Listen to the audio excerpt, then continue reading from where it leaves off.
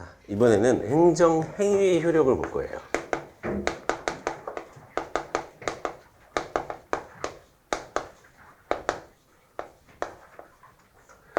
자, 지난 시간까지 저희가 이제 행정의 부관에 대해서 봤는데, 이번에는 행정의 효력. 그리고 우리 이전에 행정법의 효력은 봤어요. 행정법의 효력. 지금은 행정행위의 효력. 그렇죠? 그래서 행정법의 효력에서는 뭐 공포의 20일 이후에 효력이 발생한다.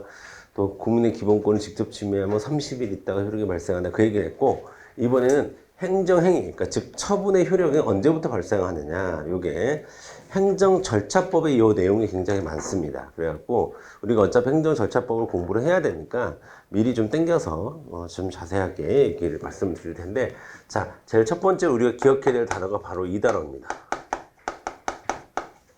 도달주의라는 말이에요. 도달주의.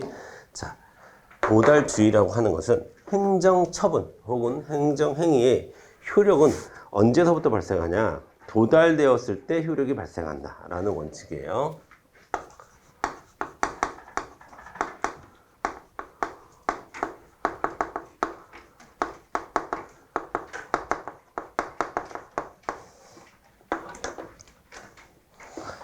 자, 그러면 자, 언제를 도달이라고 보느냐, 어떤 상태를 도달이라고 보느냐, 이게 이제 법적으로 논쟁이 있겠죠. 그래서 언제를 우리는 도달이라고 보냐면,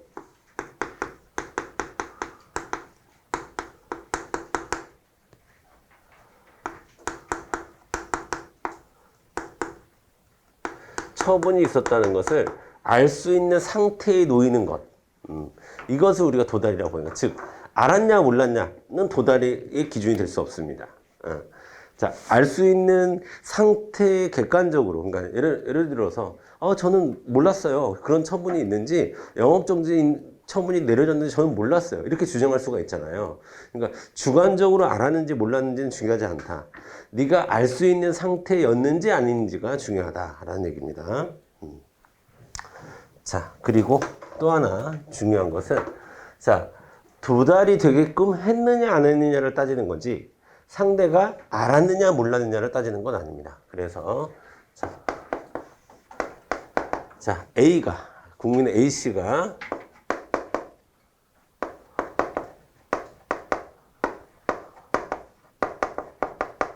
자, A씨가 알았다고 해서 도달주의가 적용되지 않는 것은 아니다. 역시나 행정처분이 도달되었는지 알 수 있는 상태에 있었는지 아닌지를 따지는 것이지, 상대가 알았으니까 우리가 고지하지 않아도 되는 거 아닙니까? 이런 주장을 할 수가 없다는 거예요.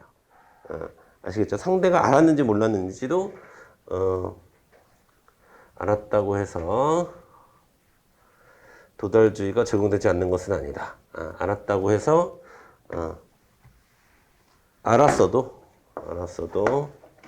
마찬가지다. 자, 알았어도 마찬가지로 도달주의는 적용되는 거야. 아시겠죠? 그러면 자, 도달이 되는 대상이 크게 두 가지로 나뉘어요. 하나는 특정인,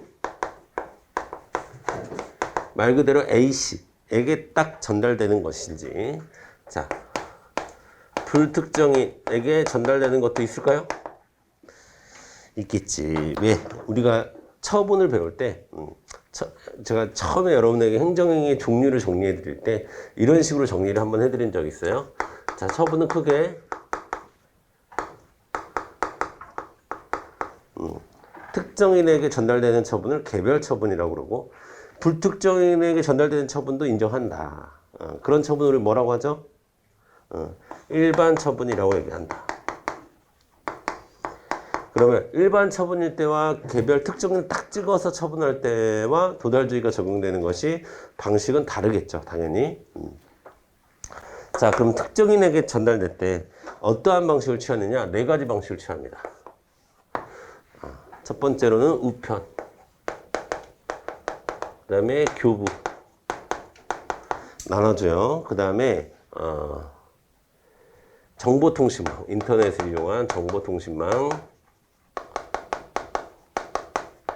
그 다음에 공고, 이런 식으로 네 가지로 나눠져요.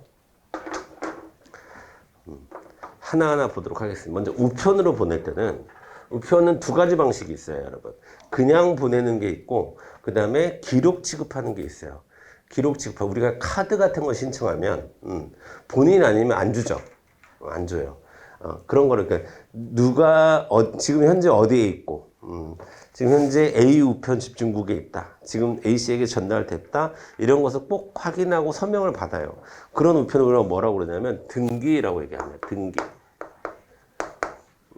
자, 등기라고 하는 것은 등기 우편이라고 하는 것은 기록 취급하는 우편을 등기 우편이라고 하는 거예요. 자, 그 다음에 그냥 보내는 것을 우리가 보통 우편이라고 얘기합니다.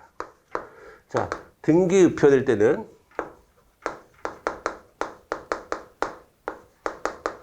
도달되었다고 추정할 수 있습니다. 법적으로. 등기 우편을 보냈으니까. 그래서 이제 그 신용카드 같은 거 받을 때 우리가 등기 우편으로 받는 거예요. 그 다음에 보통 우편회 같은 경우에는 도달 추정이 안 됩니다. 그 다음에 자, 여러분들 중에서도 지금 뭐 개인적인 사정으로 물론 그러면 좀 그렇겠지만 어쨌든 내가 지금 전입신고된 주소지하고 내가 실제 거주하는 거하고 다를 수 있죠. 다를 수 있으면 저도 상당 기간 동안 저희 이모네 집에서 잠깐 거주한 적이 있었어요. 근데 그때 주소지를 옮기지 않았거든요. 그러니까 저희 부모님이 사는 집이 있고 이모네 집에서 좀 잠깐 멀어가지고 거기서 좀 지낸 적이 있었는데 그렇다고 해서 제가 주소지를 옮기진 않잖아요. 그러면 제 관련한 처분을 알려주려면 어디로 보낼까요? 제 주소지로 보내겠죠. 그렇죠? 그런데 이 지금 도달주의의 원칙은 전입신고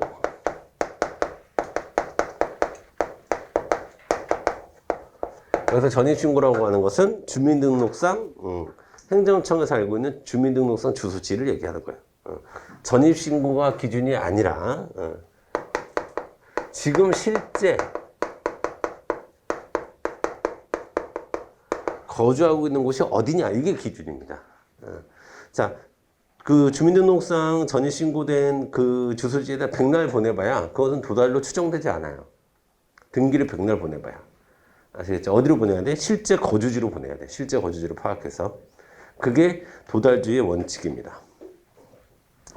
자, 그 다음 방법이 뭐가 있냐면 교부예요. 교부는 뭐냐면 일로 오세요 하고 나눠주는 거예요. 언제까지 동사무소로 오세요. 그럼 저희가 어떤 처분이 내려졌는지 나눠주겠습니다. 라는 겁니다. 그러면 교부에서 제일 중요한 건 뭐냐면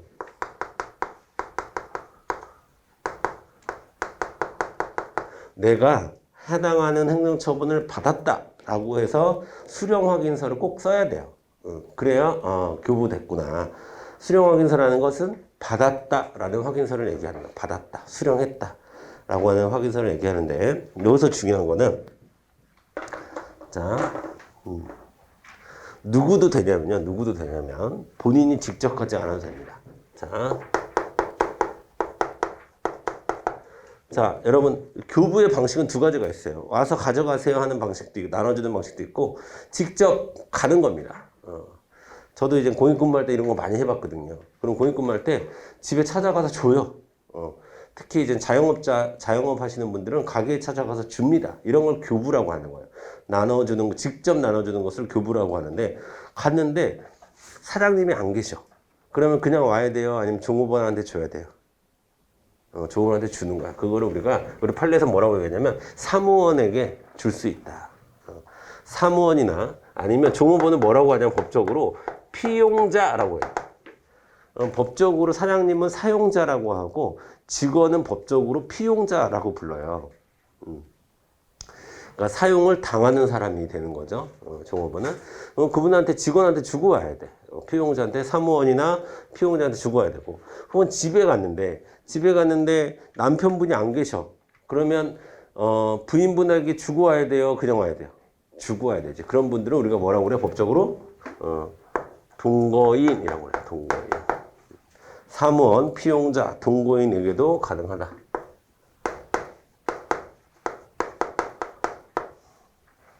그런데 또 법적으로 문제가 되는 것은 이 사무원이나 피용자나 동거인이, 특히 동거인이 1살짜리 아기가 있어. 엄마도 없고 아빠도 없어요. 아빠한테 나온 처분인데, 근데 엄마도 없고 아빠도 없어. 아기가 1살짜리 있어. 그러면 아이고 귀엽다 하고 주고 와야 돼? 그러면 안 되지.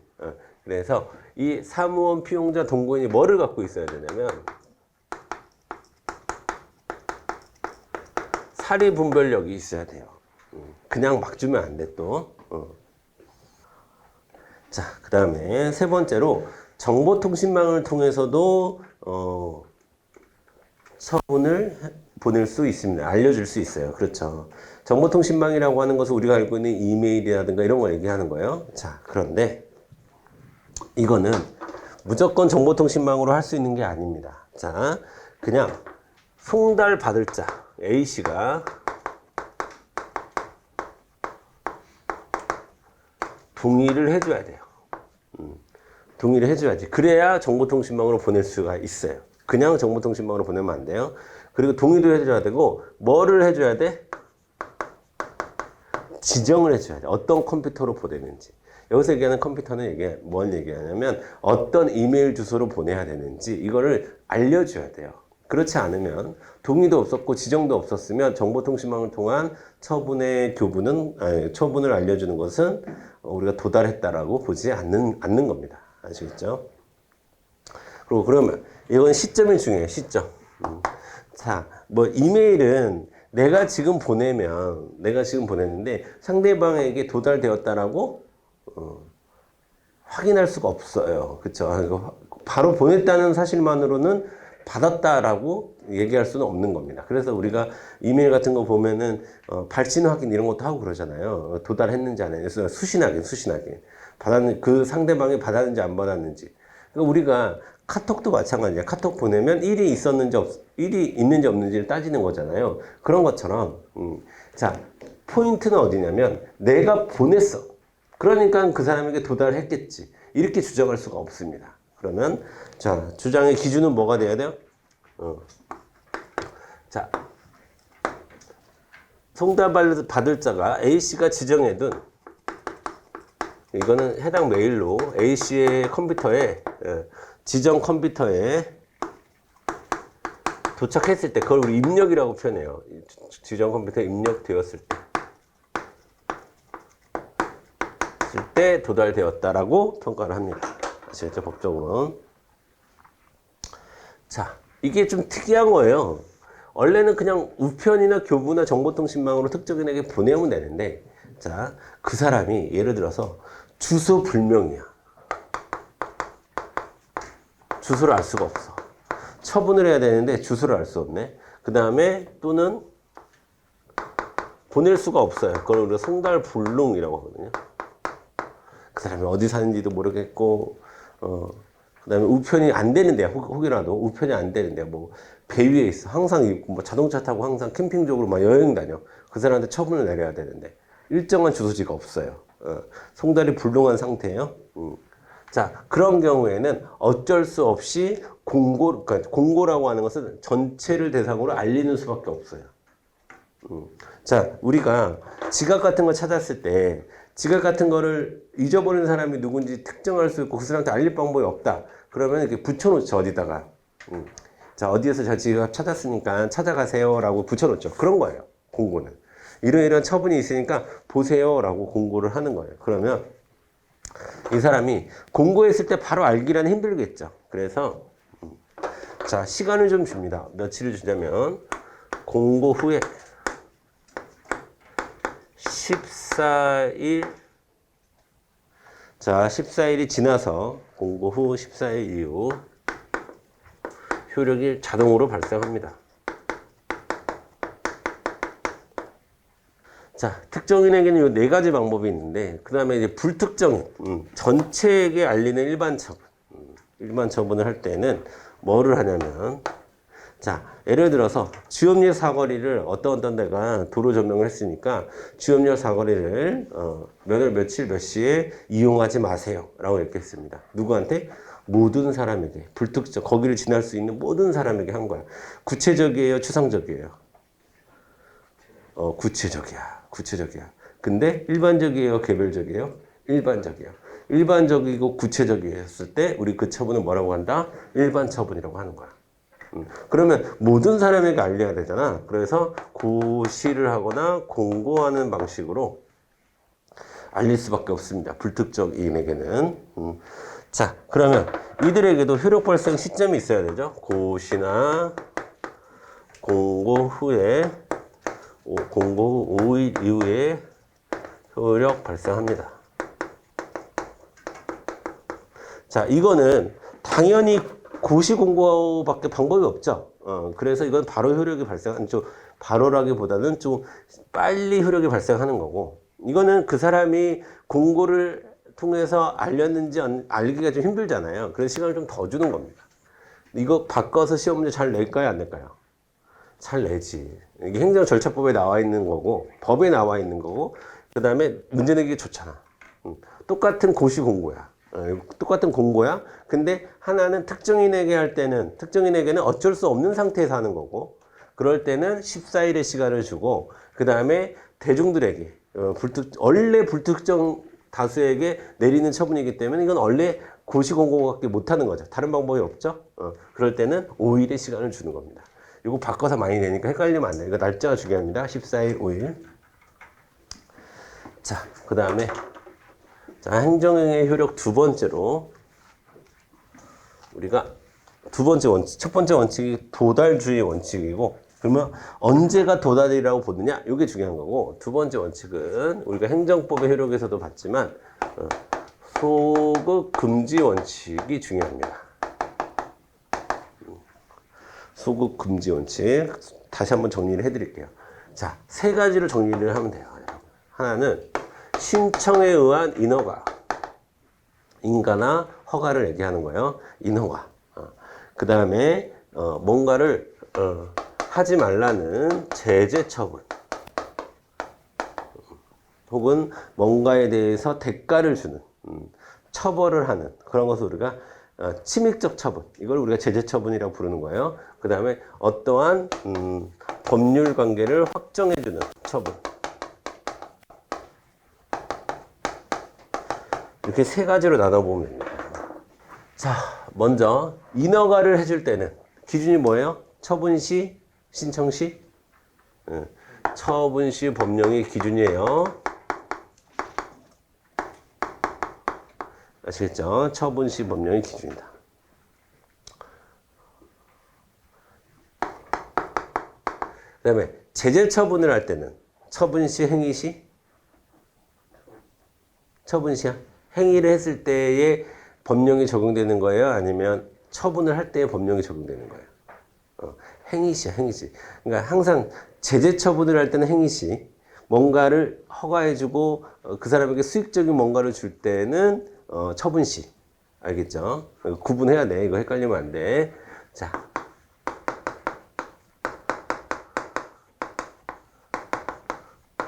그럼 우리 시험 문제 풀 때는 신청시 나오면 무조건 X예요. 그러니까 기준 시점 딱 두 가지밖에 없어. 처분시 아니면 행위시야. 아시겠죠? 근데 뭔가를 수익적으로 뭔가를 줄 때는 처분을 할 때의 법령이 기준이고, 그 다음에 너 그거 잘못했잖아, 그런 행동 잘못했잖아, 그러니까 너한테 벌을 내려야겠어, 그럴 때는 행위를 했을 때의 법령이 기준이에요. 아시겠죠? 자, 이거 관련한 판례 우리 뭐 공부했어요? 건설업 면허수첩 대여행위. 그러니까 건설업의 그 건설 면허를 빌려주는 게 옛날에는 죄가 됐었거든. 벌의 대상이었는데 그때 빌려준 거예요. 근데 처분을 할 당시에는 그게 빠졌어. 그 법령이 바뀌었어요. 그럼 처벌을 해야 돼, 말아야 돼? 처벌을 해야 돼. 왜? 행위를 할 때는 그게 잘못된 거였거든. 이해돼요? 자, 그 다음에 법률 관계를 확정한다. 법률 관계를 확정한다는 것은 우리가 앞에서 뭘로 배웠냐면 장애 등급 결정. 그러면 내가 1급 장애를 입었는지, 2급, 우리가 산업재해 같은 거에 이제 장애 등급 결정을 하거든요. 그럼 내가 1급이냐 2급이냐에 따라서 금액이 큰 차이가 나겠죠. 그러면 내가 지금 1급 장애를 입었는지 2급 장애를 입었는지는 사유가 발생했을 때를 기준으로 할까요? 처분을 할 때를 기준으로 할까요? 사건 발생 시를 기준으로 하는 거예요. 그거를 우리 행정법에서는 판례에서는 사유가 발생했을 때 이를 얘기하는 거야. 장애 등급기준. 그러니까 여러분 항상 법률의 어떤 행정행위의 효과, 법률과 행정행위의 효과 이거 볼 때는 행정행위는 항상 법에 의해야 되죠. 그래서 우리가 법률 유보의 원칙을 앞에서 다 배운 거잖아. 그런 행정은 우리가 법치의 행정이라고 얘기하는 거고. 법률의 근거에서 행정을 해야 되는데, 자, 그 시점을 판단할 때는 항상 그 세 가지로 나눠서 여러분이 정리를 하셔야 돼요. 어떤 신청에 의한 인허가를 줄 때는 기준이 언제나 처분을 할 때. 그 다음에 어떤 행동에 대한 잘못을 꼬집을 때는 행동이 일어났을 때의 법. 그 다음에 어떤 법률 관계, 내가 장애 1급이다, 2급이다 라고 하는 내 법률 관계가 설정되었을 때는 사유가 발생했을 때를 기준으로 하는 겁니다. 아시겠죠? 이 세 가지 잘 정리하시고. 그 다음이 이제 행정행위의 효력 중에서 우리가 세 번째로 정리해야 될 주제가 첫 번째가 도달주의, 두 번째가 소극금지 원칙, 세 번째가 우리가 지겹도록 하는 뭡니까? 공정력이에요. 행정행위는 공정력을 갖고 있죠. 아시겠죠? 자, 여러분, 원칙은 뭐예요? 원칙. 자, 원칙은 적법하면 효력이 발생해야, 행정행위가 적법해. 그러면 효력이 발생해야 돼, 말아야 돼? 효력 발생해야지. 그렇지? 그 다음에 위법하면 효력이 발생해야 돼, 말아야 돼? 효력이 발생하면 안 되지. 그렇지? 이게 원칙이죠. 이게 우리가 상식적으로 알고 있는 원칙인데, 공정력은 그것이 처분이기 때문에, 그것이 행정행위이기 때문에, 즉 우월적 지위에서 발생하는 일이기 때문에 이건 뭐라는 거야? 짝이 이렇게 맺어지는 게 공정력이야. 위법함에도 불구하고 유효한 경우를 얘기하는 거야. 아시겠죠? 자, 정리 한번 해보겠습니다. 자, 이게 원칙이지만 이게 원칙이지만 자, 그러나 뭐를 따져야 돼요? 행정의 우월적 지위를 따졌을 때 우월적 지위를 따지고 그 다음에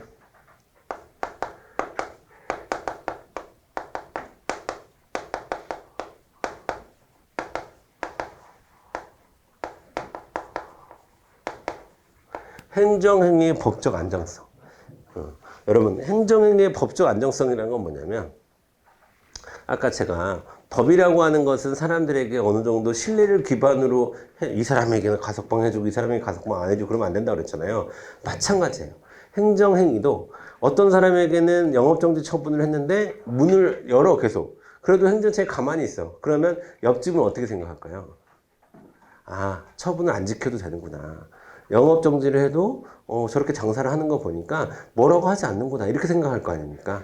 그렇죠? 그러면 아, 저 사람 왜 그 영업정지 이제도 계속 하지? 그러니까 그 사람이 뭐라고 얘기하냐면 아, 영업정지가 잘못됐거든. 그래서 나 그거 안 지켜. 그럼 B씨도 아, 영업정지가 잘못됐으니까 나 안 지켜. 그러면 C씨도 그럴 거 아니야. 그러면 행정행위가 뭐를 못 가져? 힘을 못 갖잖아요. 그렇죠? 그게 바로 법적 안정성이라고 하는 거야.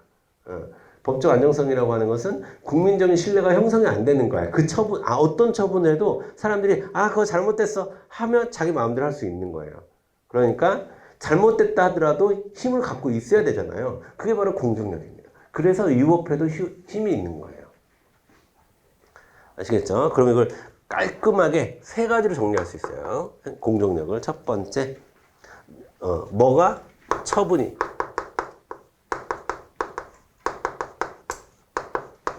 행정행위여야 돼. 공정력이 발생하려면 행정행위여야 돼요. 처분이 행정행위가 그 다음에 뭐 하더라도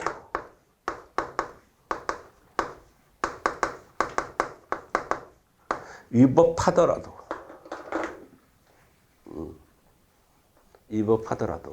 자, 여기서 중요한 것은 이때의 위법은 어떤 위법이에요? 우리가 항상 위법은 두 가지로 나눠 봐야 되지.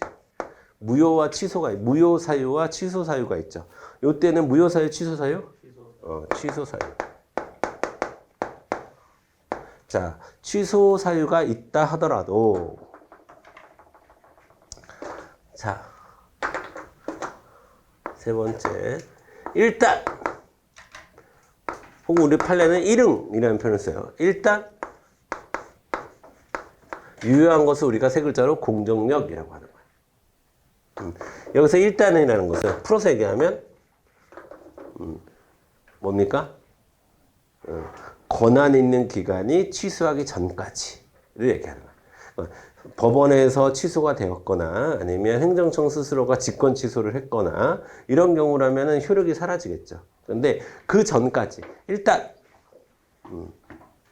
권한 있는 기간에서 취소하기 전까지라는 뜻이에요. 일단이라는 말은 권한 있는 기간이 취소하기 전까지는 유효한 겁니다. 되셨죠? 자, 그럼 공정력을 조금만 더 자세히 말씀을 드릴게요. 자, 여러분. 행정행위의 법적 안정성을 우리가 뭐라고 표현하냐면 행정행위의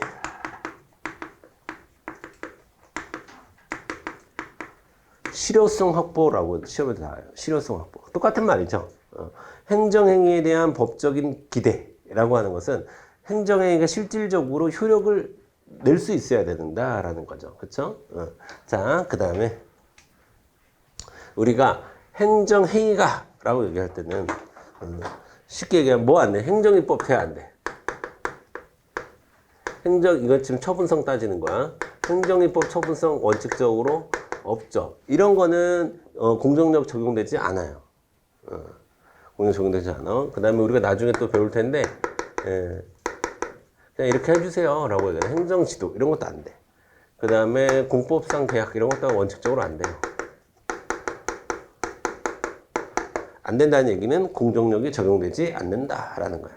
그 다음에 비권력적 사실행 이런 것도 안 돼요. 비권력적 사실행 이런 것도 안 돼요. 그 다음에 우리가 잘하면 오늘 진도 나갈 수 있는데 확약 안 돼. 어쨌든 약속 이런 건 안 돼. 이런 거는 공정력이 있을 수가 없어요. 그 다음에 위법하더라도라는 말은 취소만 되고 뭐는 안 된다는 거예요? 무효 사유면 안 돼. 근데 여러분 또 시험에서는 이런 표현도 씁니다. 부존재도 안 돼. 부존재는 뭐냐면 무효예요, 무효. 효력이 발생하지 않는데 이거는 행정행위가 존재하지 않는 것을, 외형이 존재하지 않는 것을 얘기하는 거예요. 여러분 행정 좀 땡겨서 제가 말씀드리면 행정행위 외형이 존재하지 않는다는 것은 대외적인 발표를 안 한다는 거예요. 그러니까 내가 공무원인데 이 집이 지금 청소년에게 술을 팔아가지고 영업정지를 해줘야 돼. 그럼 이 집이 영업정지 3개월을 해줘야 되는구나 라고 내가 생각하고 직원들하고 얘기를 했어. 보고를 했어. 그런데 그게 도달하지 않으면 외형이 없다라고 판단하는 거예요. 내부에서만 논의를 하고 공고를 하지 않은 거야. 혹은 우편을 보내지 않은 거야. 혹은 정보통신망을 통해서 얘기를 하지 않은 거야. 그런 것을 우리가 외형이 없다라고 얘기합니다. 상대방에게 전달되지 않는 것, 도달되지 않은 것을 외형이 없다라고 하고, 외형이 없는 행정행위를 우리는 부존재한 행정행위다 이렇게 얘기합니다. 그런 것들은 안 되는 거예요. 뭐가 안 돼? 공정력이 발생하지 않는다라는 얘기예요. 그런데 우리 시험에서 가끔 표현하는 말 중에 뭐가 있냐면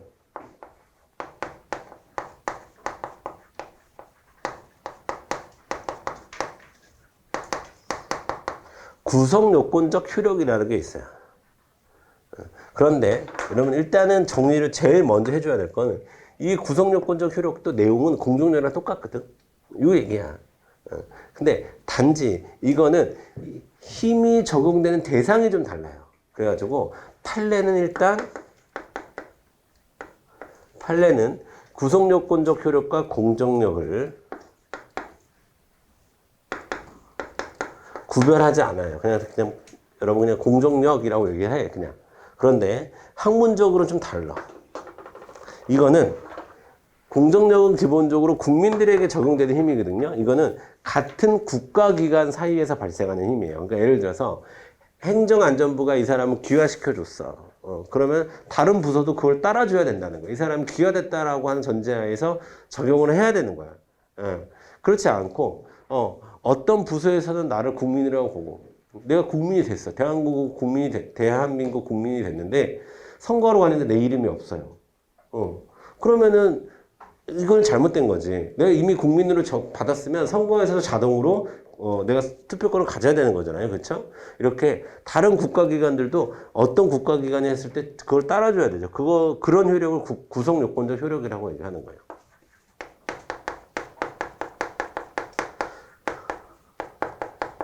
자, 우리 판례는 구별하지 않지만 우리는 학문적으로는 구별할 필요가 있다라는 거예요. 근데 이거는 자, 여러분, 공정력이라고 하는 것은 요것 때문에 존재하는 거예요. 이 법적 안정성 또는 실효성 확보를 위해서 우리가 공정력이라는 게 존재하는데, 이 구성요건적 효력은 요것 때문에 존재하는 게 아니라 국가기관 사이에 권한 존중 원칙 때문에 이게 있는 겁니다. 자, 여러분, 제가 처음에 아마 1교시 때 내가 아마 얘기했을 거예요. 권리하고 권한은 다른 말입니다. 권리는 적어도 우리 행정법에서 권리는 국가와 국민 사이에서 쓰는 말이에요. 국민이 권리를 갖는다 이렇게 얘기하지. 행정부가 예를 들어서 행정안전부가 중앙선거관리위원회에서 어떠한 대해서 어떠한 권리를 갖는다 이런 표현을 안 써요. 권한을 갖는다. 이거는 행정부 권한이야 이렇게 얘기하지, 이거는 행정부 권리야 이렇게 얘기하지 않아요. 권리는 누가 갖는 거다? 국민이 갖는 거고, 권한은 국가기관 사이에서 갖는 거예요. 그래서 우리가 권한 존중의 원칙이에요. 권리 존중의 원칙이 아니라 권한 존중의 원칙이다. 이런 것을 뭐라고 부른다? 구성요건적 효력이라고 한다. 대표적인 사례로는 귀화 허가 같은 게 있어요. 귀화 허가. 이런 것들을 우리가 구성요건적 효력이라고 학문적으로는 부르는데 판례는 공정력과 구별해서 사용하진 않아요. 아시겠죠? 여기까지 정리하시고, 그 다음에 이제 네 번째 주제가 있습니다. 행정행위 효력에서 네 번째 주제가 있는데, 실질적인 시험은 이 네 번째가 많이 나와요. 네 번째. 잘 정리하셔야 돼요. 이 네 번째 제목을 제가 뭐라고 붙일 거냐면 바로 선결 문제입니다. 근데 이건 내가 너무나 중요해서 독자적으로 뺀 거고, 실은 선결 문제는 왜 발생하냐면 공정력 때문에 발생하는 거야. 공정력 때문에. 네. 그래서 이 선결 문제는 뭐냐면 행정소송이 아닌 다른 소송. 크게 두 가지예요. 민사소송 아니면 형사소송. 민사소송과 형사소송에서 행정행위의 효력을 인정해 줄 거냐 말 거냐의 문제가 있는 거예요. 그걸 우리가 선결 문제라고 얘기하는 거예요. 자, 보세요. 간단하게 예를 들면 어떤 애가 만 17세인데 운전면허를 땄어. 그러면 여러분, 그건 우리가 취소 사유라고 그래. 운전면허를 따면 안 되는 사람이 딴 거잖아. 그러면 취소 사유야. 근데 얘는 지금 면허가 있어요, 없어요? 있어. 다시, 잘못된 면허이긴 하지만, 그러니까 위법한 거지. 위법한 거지만 걔는 면허가 있는 거야. 근데 걔가 운전을 했어. 그러면 걔가 운전을 하는 것은 얘가 형사적으로 무면허 운전이라고 처벌할 수 있을까? 처벌할 수 있을까요? 잘못된 처분이지. 면허라는 것이 잘못된 처분이지만 얘가 운전이라는 행위를 한 거는 형사적으로 처벌이 안 돼요. 왜? 얘가 잘못됐긴 했지만 면허가 있으니까. 그러니까 형사법원에서는 그럼 이 면허를 준 게 이 면허를 효력을 정지시킬 거냐 말 것이냐까지 형사법원에서 판단할 수 없다는 거야. 이런 문제가 생기는 거예요. 왜? 그거는 행정법원에서 판단해 줘야지. 행정소송에서 판단을 해줘서 아니면 직권 취소해버리거나, 직권 취소하는 경우가 많겠죠. 그러니까 권한 있는 기관에 의해서 취소되기 전까지는 효력을 유지하는 게 행정행위의 본질이잖아요. 그게 공정력이잖아요. 그러니까 공정력 때문에 얘를 무면허 운전이라고 형사처벌을 못하는 거예요. 이런 것을 우리가 크게 선결 문제라고 얘기하는 거예요. 선결 문제. 미리 해결해야 될 문제라는 거예요. 어떠한 형사사건이나 민사사건에서 행정행위의 효력에 대해서 미리 결정해야 될 문제. 다시 민사 또는 형사소송에서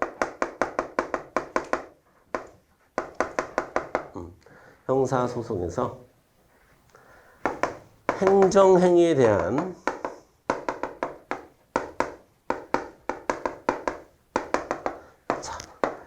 위법성 판단, 효력 판단. 요 두 가지가 있을 때, 자, 민사나 형사에서는 해당하는 행정행위의 위법성 여부에 대한 판단은 가능합니다. 왜? 여기도 법원인데 이게 법에 맞는지 안 맞는지는 판단할 수 있으나 이게 효력이 있는지 없는지에 대한 판단을 할 수가 있을까요? 없을까요? 요건 못 한다는 거야. 요거는. 여기까지 해버리면 진짜 권력 분립의 원칙이 깨지는 거예요. 완전히. 그러니까 행정청이 뭘 하더라도 법에서 그거 됐어. 그건 효과도 없는 거야. 이렇게 얘기를 해버리는 거예요. 그러니까 예를 들어서 엄마가 얘기했는데 아빠가 자꾸 말을 바꿔.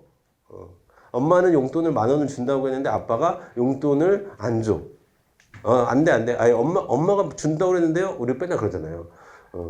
엄마가 준다고 그랬는데 그러면은 아빠가 됐어. 엄마 말 무시해. 그러면 이게 제대로 집안의 권력이 형성이 안 되겠죠. 뭔 말인지 알겠죠. 그러니까 행정청이 뭐를 해도 그냥 법원에서 됐어. 그거 효과 없는 거야. 그렇게 해버리면 안 되잖아요. 그래서 효력 판단에 대해서는 못하는 거예요. 단지 아빠는 아빠의 입장에서 할 수 있는 것까지만 얘기하는 거예요. 엄마가 10,000원 준다고 그랬어? 근데 아빠가 돈이 없네. 이건 되지.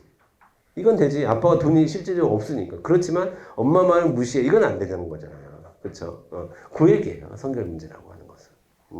자, 그럼 우리 두 가지로 나눠서 공부를 해야 되는데 하나는 민사소송 공부해야 되고 하나는 형사소송 공부해야 돼요.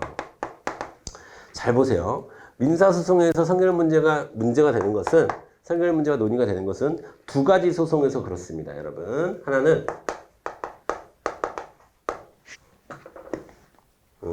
부당장부가 아니라 자 뭐지? 부당이득.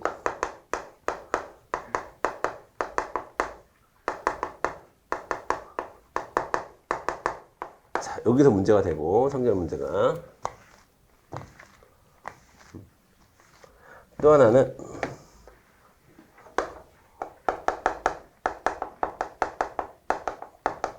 국가배상 청구 소송 혹은 국가배상 소송에서 문제가 되는데 자, 먼저 이거부터 볼게요, 여러분. 순서를 좀 바꿔서 국가배상 소송을 보는데 자, 우리가 나중에 공부할 거예요. 국가배상 소송은 우리가 행정구제에서 제가 미리 말씀드렸죠. 행정구제에서 손해를 전보해 주는 방식은 손해배상과 손실보상이 있다. 그 중에 이제 손해배상을 얘기하는 건데 자, 손해를 배상할 때 해당하는 행정행위가 발생해서 내가 손해를 입었어. 그러면 효력이 있는지 없는지를 따지지 않습니다. 여기서는. 왜? 이거는 손해배상은 이게 위법해? 그럼 너 손해를 끼쳤으니까 돈 줘. 이게 손해배상이거든요. 그러니까 효력이 현재 살아있는지 안 살아있는지가 중요하지 않아. 아까 무면허 운전처럼 효력 자체를 따질 필요가 없는 거예요. 그러니까. 그래서 국가배상소송은 이렇게 여러분 정리하세요. 효력 유무를 따질 필요가 없는 소송이 국가배상소송이에요. 그러면 효력 유무를 따질 필요가 없다는 얘기는 뭐만 따지면 된다는 거예요? 위법성만 따지면 돼.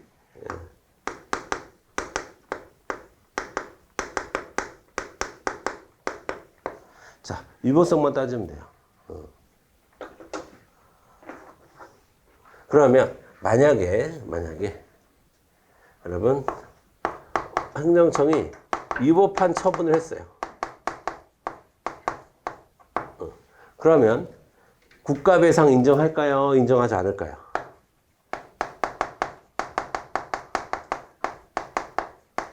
왜? 효력 자체를 따질 필요는 없어.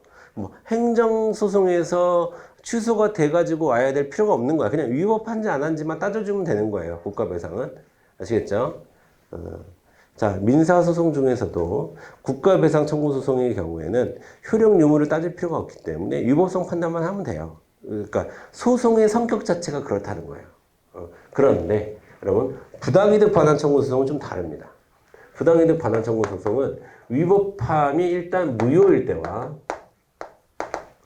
취소일 때가 다른데 자 그러니까 애초에 행정행위의 효력이 발생하지 않았어요. 그럼 바로 위법성 판단하면 돼요. 어디에서? 민사법원에서. 위법성 판단하면 되는 거고, 위법성 판단해서 뭐 인정하면 돼요? 부당이득이라는 것을 부당성을 인정하면 돼요. 부당성이라는 표현보다 부당이득이라고 할게요. 해당하는 금액이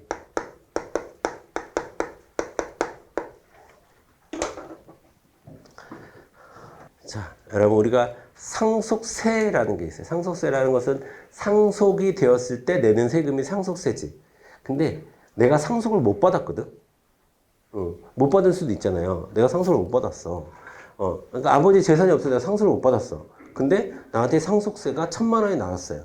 이런 정도는 우리가 무효라고 봅니다. 중대명백해서 무효라고 보는데, 그러면 그 사람이 내가 세금을 낸 거, 근데 이 사람이 또 어리버리해가지고, 아버님이 돌아가시면 세금을 내야 되는 거구나 라고 해가지고 100만 원을 또, 1,000만 원을 냈어. 그러면 이때 행정청이 갖고 있는 1,000만 원을 우리 네 글자로 뭐라고 불러요?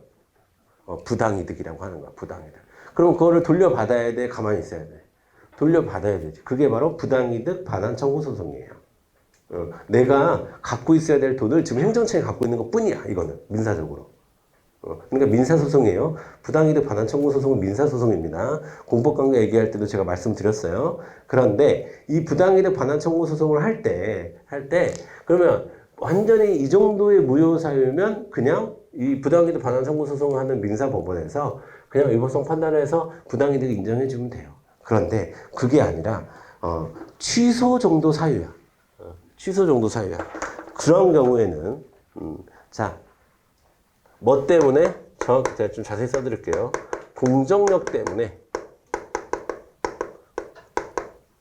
무효에는 발생하지 않지만 취소에는 공정력이 발생하잖아요. 그쵸? 공정력 때문에 해당하는 과세 처분이 취소에 불과하더라도 유효합니다.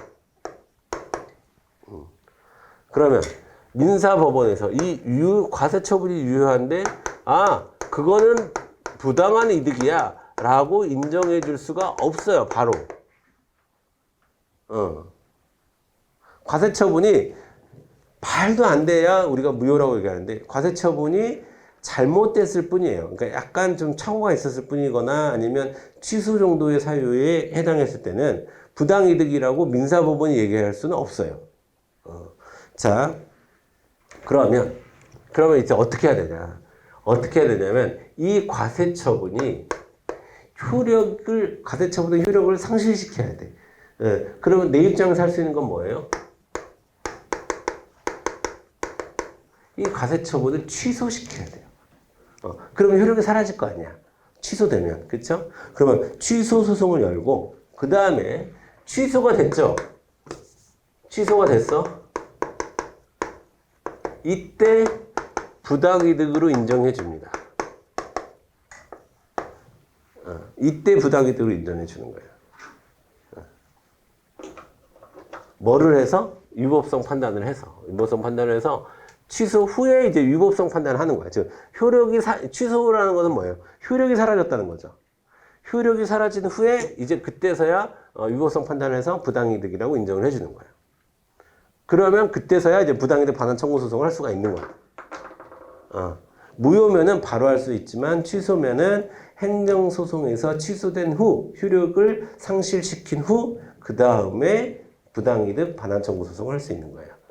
알겠죠? 자, 왜 그래? 근데 이런 모든 문제가 왜 발생해? 바로 공정력 때문이야, 공정력. 공정력 때문이야, 다. 자, 그 다음에 형사소송 볼게요, 형사소송. 여러분, 형사소송은 세 가지 정도로 나눠서 정리하시면 좋아요, 세 가지. 첫 번째, 아까 제가 예를 들었던 무면허 운전.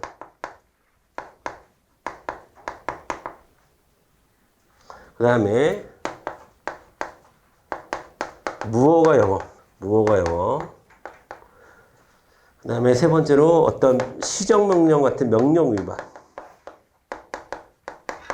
이렇게 세 가지로 나눠서 보면 되는데, 자, 그렇게 먼저 무면허 운전부터 볼게요. 자, 자, 무면허 운전에서 뭐가 무면허 운전이라고 하는 것은 자, 지금 뭐 얘기하냐면 면허 처분 얘기하는 거야. 자, 면허 처분이 무효예요. 진짜 말도 안 되는 면허를 받았어.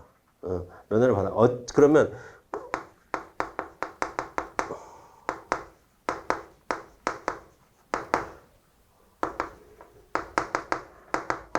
자, 보세요, 여러분. 자, 무효야. 무면허, 그러니까 뭐가 무효라는 거냐면 무면허 운전에 대한 어떤 처벌이 무효라는 게 아니라 면허 자체, 그러니까 면허 처분 자체를 얘기하는 거야, 면허. 그러면 면허 자체가 무효예요. 그러면 무면허 운전죄 성립할까요? 그러니까 면허 자체가 무효인데 운전을 했어요. 그러면 무면허 운전죄 성립할까요? 이건 성립하지. 근데 취소 사유면 성립해 안 해? 바로 성립 안 해. 왜? 공정력 때문에. 되죠? 이해되죠, 이거? 이거는 우리 판례가 두 개만 남아, 다행히. 무면허 운전 아니면,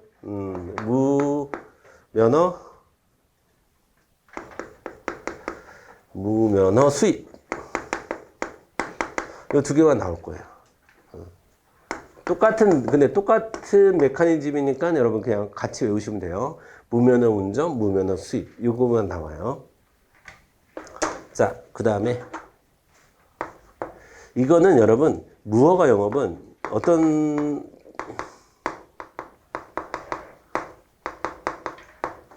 가게가, 영업 취소 처분을 받았어요. 영업 취소 처분을 받았다는 얘기는 너 지금 잘못했으니까 예를 들어서 뭘로 할까?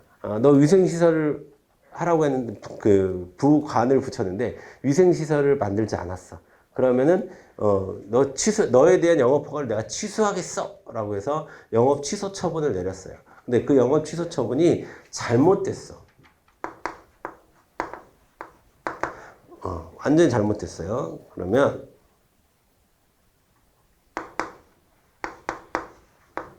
무허가 영업죄 성립할까요? 안 할까요? 자, 다시 여러분 보세요. 영업 취소 처분이 잘못됐어. 완전히 잘못됐어. 이 사람이 위생시설을 사실 갖췄는데 그것도 조사하지 않고 그냥 들리는 소문을 듣고 내가 위생시설 안 갖췄어? 그러면 내가 취소를 해야지 하고 공무원이 취소했어. 그게 무효야. 그러면 그 영업은 무허가 영업이에요? 정상적인 영업이에요? 정상적인 영업이죠. 그럼 무허가 영업죄 어떻게 될까? 성립하지 않아요. 이게 잘해야 돼. 이거 지금 처분이 다른 거야, 처분이. 이건 면허 처분이 무효일 때를 얘기하는 거고, 이건 영업 취소 처분이 무효일 때를 얘기하는 거야. 면허 처분이 무효일 때를 얘기하는 게 아니라. 뭔 말인지 알겠죠? 이거는 면허 처분이고, 이건 영업 취소 처분이야. 이건 영업 허가 처분이 아니에요. 영업 취소 처분이 무효일 때, 자, 무허가 영업죄 불성립한다. 제가 왜 이렇게 설명하냐면, 판례가 이렇게 돼 있거든. 영업 취소 처분이 무허가 영업죄가 성립하지 않는다. 무효일 경우에는. 이런 식으로 나오기 때문에 여러분이 이렇게 정리를 하셔야 돼요. 그 다음에 취소일 때. 그 영업 취소 처분이 잘못되긴 잘못됐어. 하지만 얼토당토 않고 중대명백할 정도는 아니야. 취소 정도야. 그런데도 장사를 해요. 그런데도 영업을 해. 그러면 그거는 무영업 허가죄가 성립될까 안 될까? 그거는 성립되는 거지. 이해되죠? 그 다음에 내가 어떤 건축물을 졌는데 그 건축물이 진짜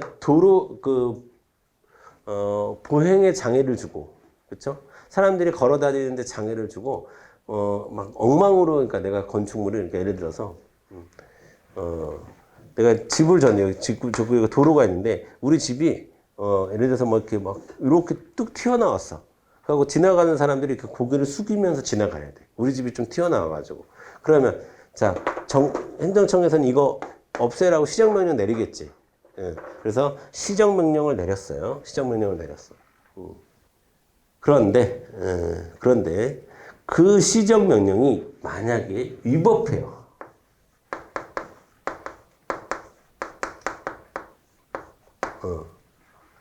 자, 유법해. 유법해. 유법한 시정명령 내렸어.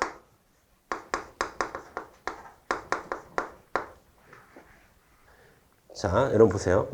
근데 여러분 툭 튀어나왔어. 툭 튀어나와가지고 이거 고쳐야 돼. 근데 이게 시정명령이 이렇게 내려진 거야. 막 오늘이 8월 16일이죠. 근데 8월 17일까지 해당하는 건축물을 뭐 이렇게 소거해라. 이렇게 시정명령 내려주면 여러분 하루 만에 이거 없앨 수 있나요? 힘들잖아. 그런데 하루 만에 와가지고 너 시정명령 어겼어. 너 명령 위반했어. 이렇게 벌을 할 수 있을까요? 그렇게는 안 돼. 그거 위법한 거잖아. 그러니까 시정명령을 내렸다 하더라도 이 사람이 지킬 수 있는 어떤 기회는 줘야 되는 거 아니야? 그렇죠? 그런데 하루 만에 너 내가 오늘 아침에 명령을 내렸는데 점심인데도 아직 안 지켰어. 너 안 되겠어. 내 명령을 위반했어. 자, 그러면 이런 경우에 자, 죄는 명령 위반죄입니다. 명령 위반죄 성립할까요, 안 할까요? 자, 여기서 중요한 거는 시정 명령이 위법했을 때를 얘기하는 거야. 위법했을 때는 명령 위반죄 성립하지 않죠. 위에랑 똑같이 쓸게요. 불성립하는 거죠. 그런데 여러분 보세요. 시정 명령의 경우, 이렇게 명령 위반의 경우에는 뭐를 따지지 않냐면 아까 우리 국가배상소송처럼 효력은 따질 필요가 없어. 명령이 제대로 됐어 안 됐어 이것만 따지면 되는 거야. 그러니까 위법성만 따지면 되는 거지 효력은 따질 필요 없어. 뭐처럼 무면허 운전이나 무허가 영업처럼 효력을 따질 필요는 없어요. 효력은 따질 필요 없고 이거는 뭐만 따지면 되는 거야? 위법성만 따지면 되는 거야. 요거처럼. 요것도 위법성만 따지잖아요. 요거 명령 위반도 위법성만 따지면 되는 거야. 위법하면 그냥 명령 위반 아니야 라고 얘기하면 되는 거고 적법하면 명령 위반이야 라고 얘기하는 거죠. 예를 들어서 뭐 한 달 정도의 시간을 줬다. 이런 건축물을 없애라고 한 달 정도의 시간을 줬다. 그러면 그거는 적법한 거잖아요. 그렇죠? 지킬 수 있잖아. 그런 거면은 명령 위반이지. 그런데도 불구하고 저거를 이렇게 제거하지 않았으면 철거하지 않았으면 그거는 명령을 위반한 거지만 하루 만에 한 거는 명령 위반이 아니라고 보는 거야. 근데 이거는 효력을 따질 필요가 없어요. 위법성만 따지면 됩니다. 그러니까 효력을 따질 필요 없이 위법성만 따져야 되는 거 요 두 가지 정리하시고 나머지 민사상의 부당이득과 그 다음에 형사상의 무면허 운전이나 무허가 영업은 효력을 따져야 됩니다. 무효인지 취소인지를 따져야 된다는 거예요. 이해돼요? 자, 이런 걸 뭐라고 하냐면 선결 문제라고 하고 우리 시험에서 잘 냅니다. 선결 문제는. 자, 선결 문제는 우리가 뭐 복습 테스트나 모의고사를 통해서 여러분 참고로 오늘이 월요일이죠. 이번 주 수요일 날 모의고사 보죠. 이미 출제는 했습니다. 자, 어떻게 출제했냐? 아주 쉽게 했어요. 아주 쉽게. 아주 쉽게라는 것은 복습 테스트를 복습을 많이 하세요. 제가 미리 얘기했죠? 여러분 복습 테스트가 중요하다. 복습 테스트에서 솔직히 말씀드리면 반을 냈어요. 반을. 물론 약간 순서 바꾸고 뭐 이렇게 한 건 있어. 너무 똑같이 내면 안 되니까 순서 바꾸고 뭐 이렇게 한 건 있지만 어쨌든 복습 테스트에서 반을 냈어요. 반. 나머지 반은 아주 쉬운 걸로 냈고 그다음에 나머지는 복습 테스트에 냈어요. 그러니까 여러분이 준비하면 제가 봤을 때는 70점만 맞으면 돼요. 6개 정도는 틀려도 돼요. 첫 번째 모의고사니까. 그러니까 부담 없이 복습하시고 아마 이거 있었던 것 같아요. 문제. 그러니까 시험에 잘 나옵니다. 선결 문제는. 정리 잘 하시고 그럼 잠깐 쉬었다가 그 다음에 이제 우리가 좀 알아봐야 될 것이 하나가 더 있어요. 효력이 하나가 더 있어. 효력이 하나가 더 뭐냐면 존속력이라고 하는 거예요. 존속력. 근데 존속력 다른 말로 확정력. 근데 우리 이거 공부했어요, 사실은. 행정법의 특성을 공부하면서 했어요. 공종각 요거는. 그래서 근데도 어쨌든 좀 정리할 게 있으니까 불가증력, 불가변력 얘기하는 거예요. 근데 그거만 하면 이제 우리가 효력까지 하고 그다음에 이제 우리가 행정의 하자에 대해서 좀 보는 시간을 볼 텐데 일단 한 10분만 쉬었다가 가도록 하겠습니다.